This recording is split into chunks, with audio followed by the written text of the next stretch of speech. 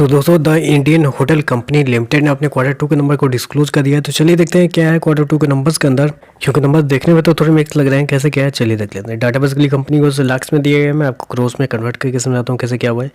पिछले क्वार्टर में कंपनी ने 1466 करोड़ के आसपास का रिवेन्यू जनरेट किया था ऑपरेशन के थ्रू। पिछले साल 1232 करोड़ के आसपास, जबकि अभी देखें तो कंपनी का रेवेन्यू बढ़ के 1433 करोड़ के आसपास आपको देखने को मिला। तो साल दर साल देखें तो साल दर साल कंपनी के रेवेन्यू के अंदर एक अच्छी खासी तेजी आपको देखने को मिली। अप्रोक्सीमेटली 16% के आसपास का जंप है साल दर साल कंपनी के रेवेन्यू के अंदर।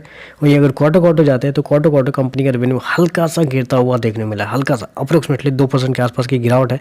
लेकिन मुझे लगता है कि ये जो गिरावट है इसको आपको इग्नोर करना चाहिए, क्योंकि होटल सेक्टर है तो आपको पता है कि होटल सेक्टर में क्या होता है, सीजन के हिसाब से बिजनेस चलता है। सीजन के हिसाब से मतलब कि हर क्वार्टर के हिसाब से कंपनी का जो बिजनेस है वो अलग होता है। तो उस हिसाब से देखें तो साल दर साल आपको जज करना ज़्यादा बेहतर होगा। क्वार्टरली बेसिस पर जज मत कीजिए, साल दर साल आप देखिए। साल दर साल देखने में कंपनी के नंबर अच्छे देखने को मिल रहे हैं। चलिए कंपनी के खर्चे क्या है वो देख लेते हैं।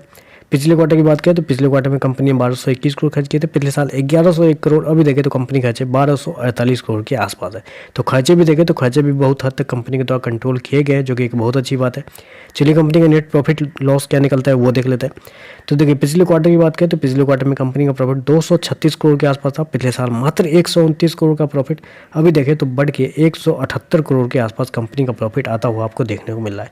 तो साल दर साल बात करें तो साल दर साल कंपनी का प्रॉफिट के अंदर भी एक अच्छी खासी तेजी आपको देखने को मिली। अप्रोक्सीमेटली बोल सकते हैं 40% के आसपास का जंप है साल दर साल कंपनी के प्रॉफिट के अंदर।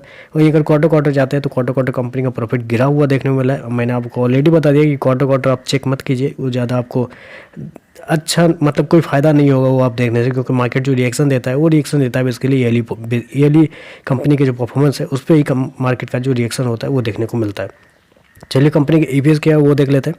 तो देखिए पिछले क्वार्टर की बात करें तो पिछले क्वार्टर में 1.57 था। पिछले साल 86 पैसे के आसपास। अभी देखें तो 1 रुपये 18 पैसे के आसपास है। तो ओवरऑल देखें तो मेरे हिसाब से ये जो नंबर कंपनी के द्वारा दिए गए अच्छे नंबर है, क्योंकि क्वार्टर क्वार्टर देखें तो कंपनी का रेवेन्यू प्रॉफिट गिरता हुआ देखने को मिला है। लेकिन उसको अगर छोड़ दिया जाए तो कंपनी के जो नंबर है सालाना बेसिस पे एक अच्छा खासा रेवेन्यू ग्रोथ भी देखने को मिल रहा है। ऊपर से कंपनी का जो प्रॉफिट है वो भी आपको 40% आपको बढ़ता हुआ देखने को मिल रहा है। तो बस आज के लिए बस इतना ही। वीडियो पसंद आए तो लाइक कीजिएगा, साथ में साथ चैनल को सब्सक्राइब जरूर कीजिएगा। धन्यवाद।